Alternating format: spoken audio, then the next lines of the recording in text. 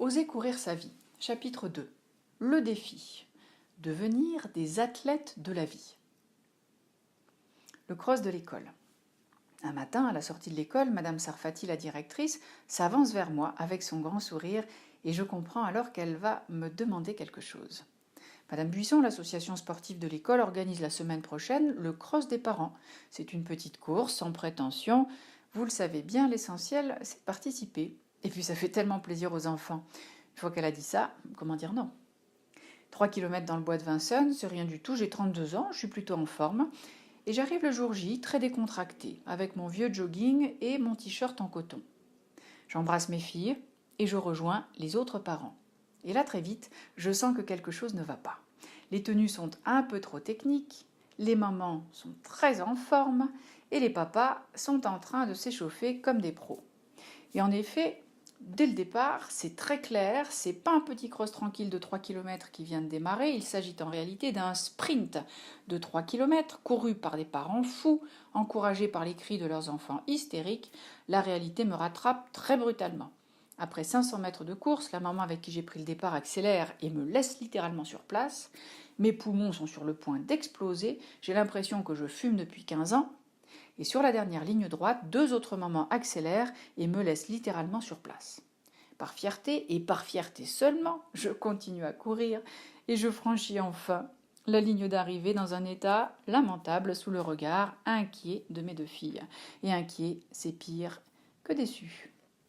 Je courais pour leur faire plaisir, pour qu'elles soient fières de moi, et elles étaient juste très inquiètes de me voir complètement épuisée après cette toute petite course. Le constat est sans appel. J'ai 32 ans et je ne suis pas si en forme que ça. À l'époque, l'idée que je me fais d'une maman, c'est qu'une maman, ça doit être très fort et très solide. Et je prends ce jour-là ma première leçon de vie grâce à la course à pied. Comment puis-je espérer courir pour mes enfants si je ne suis pas assez en forme pour courir ? Comment puis-je espérer leur être utile et les élever si je n'ai pas suffisamment d'énergie et de force pour le faire ? C'est comme ça que je démarre la course à pied. Qui veut aller loin ménage sa monture. Qui veut aller bien prend soin de sa monture. Je suis le temps d'une vie ma propre monture. Pour un coureur, prendre soin de son corps, autrement dit de son matériel de course, ça n'est pas une option, c'est juste du bon sens. Et prendre soin veut dire 2 choses. Prendre le temps de s'entretenir et prendre le temps de s'éprouver dans l'action. Comment être performant dans ton métier si tu ne te sens pas bien dans tes baskets ? Comment supporter, au sens anglo-saxon du terme, tes enfants si tu n'es pas en état de le faire ? Qu'as-tu à leur consacrer ? Quel genre de ressources peux-tu mettre à leur disposition si tu n'entretiens pas, si tu ne développes pas tes propres ressources ? Comment les inspirer positivement si tu vis ta vie à moitié, si tu ne conduis pas de projet personnel ? Quel genre de compagnon prétends-tu être pour ton équipe, pour ta famille, pour ton amant, si tu es chroniquement fatigué, tendu, voire malheureux ? Pour pouvoir mener les courses dont nous rêvons, sans renoncer à aucune, nous n'avons pas d'autre choix que de nous transformer en athlètes de la vie. C'est pourquoi un coureur n'a pas de scrupule à prendre du temps pour lui. Il a conscience d'une réalité éprouvée. Quelle que soit la course qu'il entreprend, personne ne va la courir à sa place. Chaque coureur est responsable de sa course et en accepte le principe. Je suis responsable de ma vie, cette grande course faite de plusieurs courses professionnelles, relationnelles, parentales, amoureuses, et il m'appartient de les conduire toutes. En dessiner la trajectoire, l'orienter, alimenter le carburant nécessaire au mouvement, à l'allant, à l'élan. Conduire sa vie demande beaucoup d'énergie. Élever des enfants, s'investir dans un métier, créer ou développer un projet, une entreprise, engager une relation amicale ou amoureuse, toutes ces courses réclament des ressources pour réussir. Dès lors, m'entretenir, c'est-à-dire à minima me maintenir en bon état de fonctionnement, n'est pas un droit mais un devoir vis-à-vis de moi-même. L'entraînement, bien sûr, prend d'autant plus de sens qu'il s'inscrira dans une course ou dans un projet. C'est la différence entre courir pour courir et courir avec un sens précis, une direction, un but et des sensations. M'entraîner en fonction de courses et de projets choisis, me muscler physiquement, mentalement pour progresser et pour réaliser mes rêves font partie de ma feuille de route. Il ne s'agit pas de se remettre en forme, mais de rester en forme et en mouvement. pour pouvoir accomplir les 1000 choses que nous avons à accomplir pour nous-mêmes et pour les autres, notre premier devoir est de chercher à aller bien, physiquement, mentalement. S'élancer pour courir comme pour vivre nécessite toujours deux conditions. Premièrement, en avoir envie. Deuxièmement, être en état de le faire. Conseil coaching. Prends du temps pour toi. Quand tu prends du temps pour toi, tu prépares simplement la qualité du temps que tu vas partager avec les autres. Prends plus de temps pour toi. Deuxième conseil, réserve dans ton agenda des plages de récupération et des plages d'entraînement. Tu as autant besoin de repos et de récupération que de projets personnels. Ne rien faire et faire sont complémentaires pour se réaliser. S'attendre à la difficulté. J'accompagne mes amis Marie-Ange et Gérard pour leur premier marathon. Nous sommes sur les quais de Seine, environ au 25e kilomètre.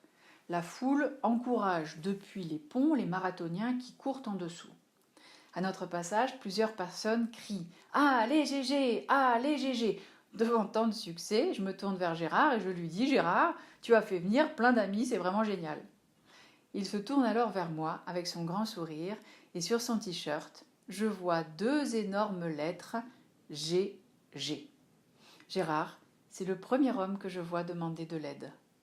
Gérard demande de l'aide car il sait avant de commencer la course qu'à un moment donné, cela va être difficile. Et c'est aussi cela être coureur. Un coureur n'est pas quelqu'un qui aime souffrir, c'est simplement quelqu'un qui s'attend à la difficulté. Et plus la course est longue, toute la longueur d'une vie par exemple, plus le coureur s'attend qu'à certains moments ce soit très difficile, voire même douloureux. Aucun apprentissage ne se fait sans effort. Et qu'est-ce donc que la vie sinon un long chemin d'apprenti? Chaque journée est une journée d'école.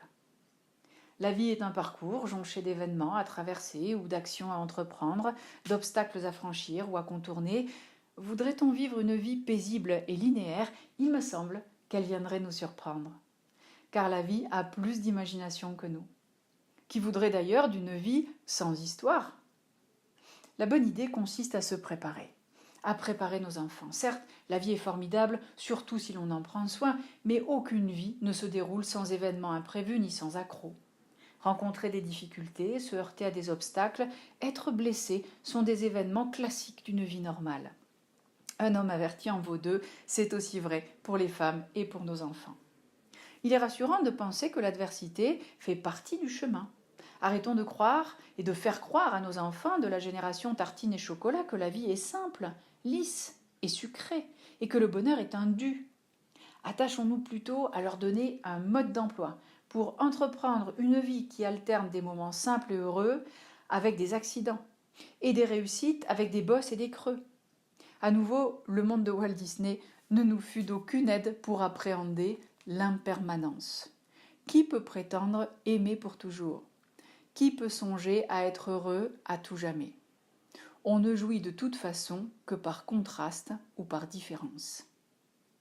S'attendre à la difficulté est une force, savoir comment se comporter face au coup du sort en est une autre. Le 22e kilomètre. 3 avril, 10h du matin. Je prends le départ du 40e marathon de Paris. Je me suis inscrite un an plus tôt et je me suis même officiellement engagée devant 600 personnes sur la scène de Bobino à l'occasion d'un TEDx. Ce départ est très symbolique pour moi. C'est le premier marathon que je cours depuis mon divorce 5 ans plus tôt et la naissance de mon fils de 5 ans. Dans le sas de départ, je mesure en souriant le chemin parcouru. Je vais avoir 45 ans. Le marathon de Paris fête ses 40 ans. Nous soufflons donc nos bougies ensemble ce matin. Et la chance est avec nous. La météo s'annonçait pluvieuse et nous voici rassemblés à 43 317 coureurs sous un soleil merveilleux.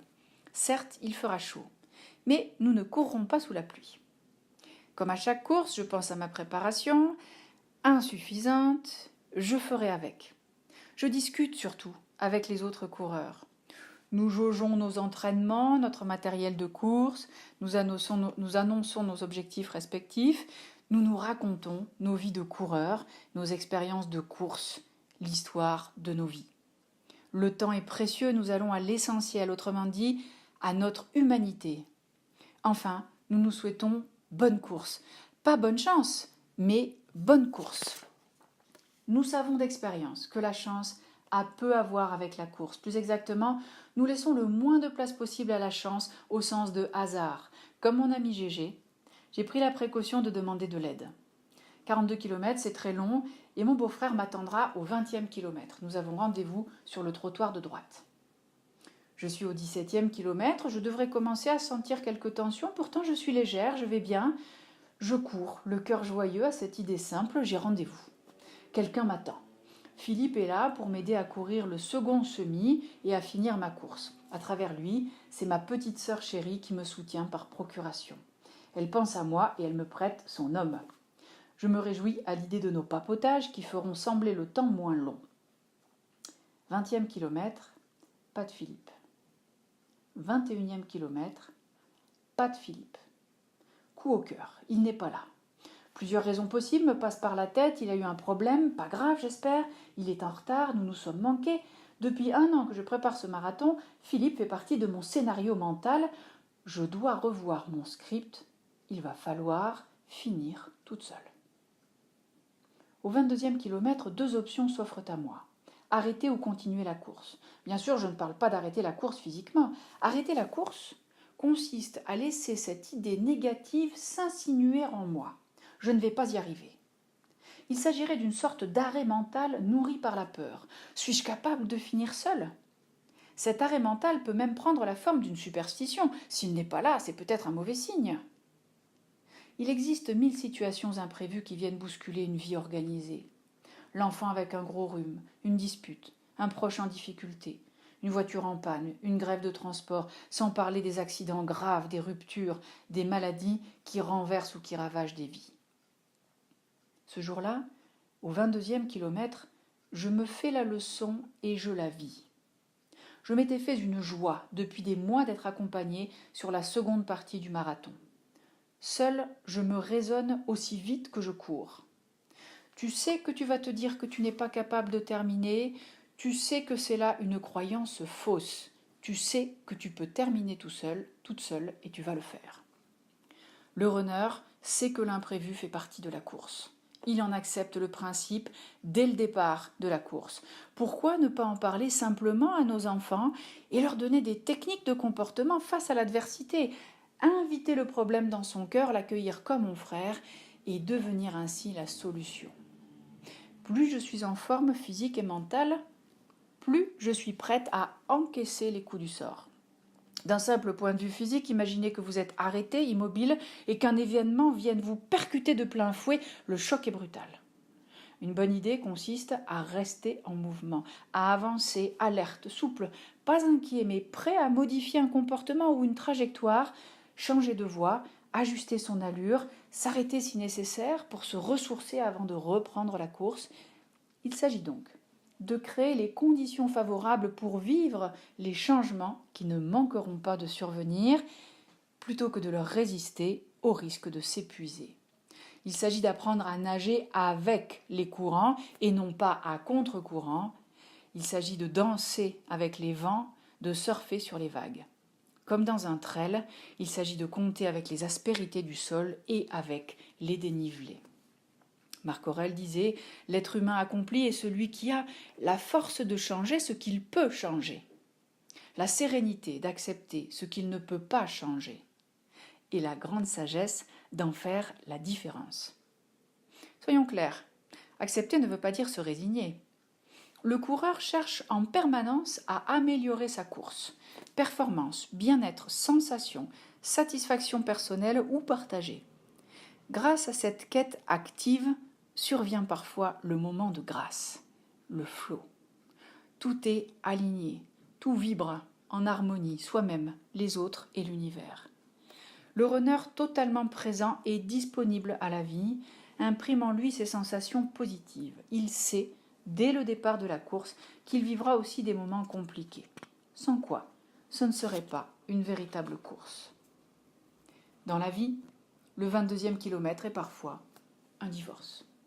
Tu as dit oui pour toujours. Tu pensais que vous alliez finir à 2.